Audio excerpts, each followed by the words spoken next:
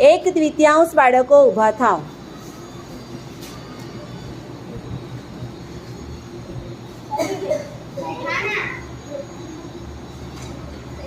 ચાલો, કેટલા બાળકો ઊભા થયા? 4. તમે કુલ કેટલા હતા?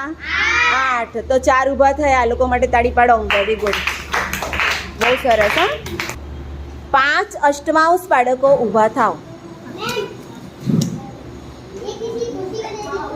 5 અષ્ટમાંશ એટલે 8 માંથી કેટલા બાળકો ઊભા થવાનું? 5 જણાએ. જો 1 2 3 4 ને 5 ઊભા છે. વેરી ગુડ, તાળી પાડો આ લોકો માટે. બહુ સરસ. તો કેટલા બાળકો બેઠા છે એમ કહેવાય?